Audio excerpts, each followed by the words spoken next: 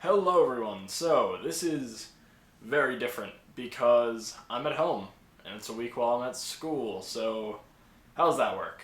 So the reason I'm at home is because I didn't find the last episode I made very great, and then also I have a story to tell you now that's past Thursday because something came up. So here's my short, possibly pointless story.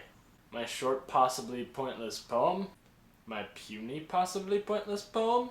My puny, possibly pointless poem pertaining to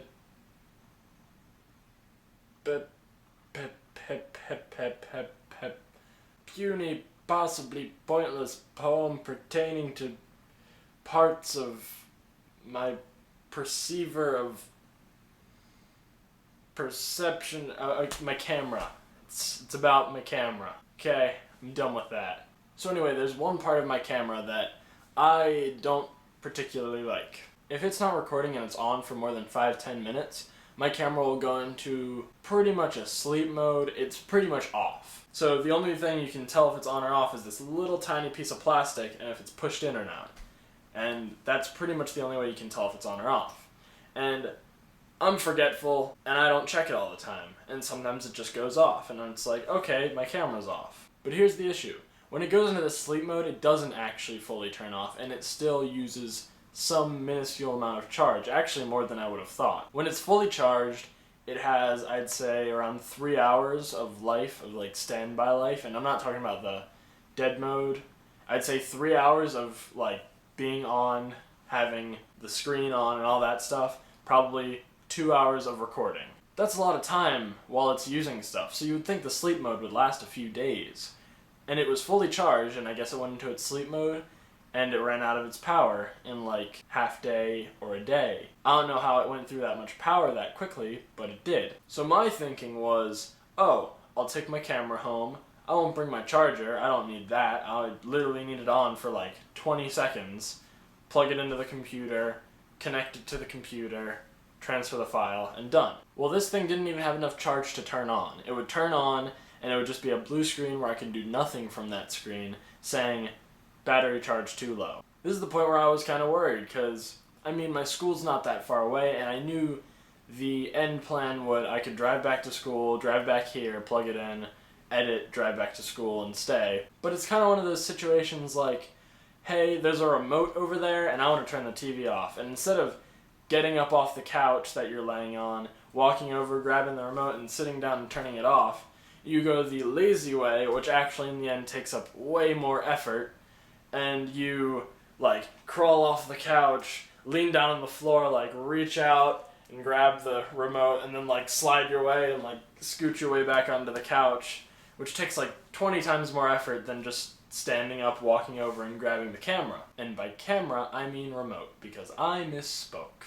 So it's one of those situations. So instead of asking my mom to drive me back right that minute and go and grab the camera and come back, I decided to go through a bunch of way more difficult things and try to get the camera to charge just enough so I would have enough charge to do it. So let me show you.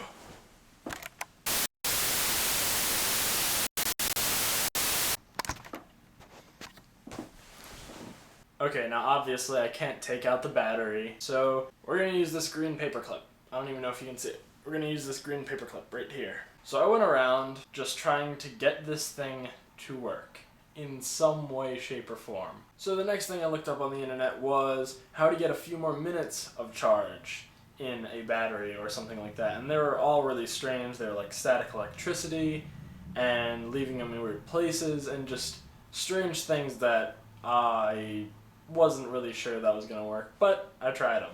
First thing I tried, and I tried a bunch of different ways, was static electricity. I sat there rubbing it against my clothes, sitting there rubbing it on my shirt for a while, didn't work, so I went to the floor, rubbed it against the floor for a little bit, didn't work. I tried like scooting around on the floor with my socks and trying to like zap it, which I never got like the little static electricity shock going, so it never actually worked. So I don't know if that would have worked, maybe it would have, but I never got the little zap of static electricity, so that method never worked. The other thing I did was leave it out in the sun. Maybe the heat would have kept it going, but that one really didn't work very well either. So that was also kind of a issue, I guess you could say. So then, since I really didn't know how anything worked, I was just seeing if holding other chargers of other devices in the charging slot of my camera would work. And this is all super stupid, but I was just trying out random things. Sadly, nothing ever worked. And so I just ended up going around finding random chargers, holding them there for a while, and then seeing if it had like 10 seconds of charge. So none of them actually worked, which was disappointing. But, you know, I made a fool of myself, so that's good. In the end, I finally went back and just drove to school and grabbed the charger and came back home and charged my camera. So I was disappointed. I couldn't figure out a good way to get a few extra seconds of charge to transfer the files. But in the end, I get this good story to share with you guys, so I guess it's a win-win situation. So anyway, I hope you guys have a great week. Please leave a rating, comment, subscribe, and I will see you next time. Later.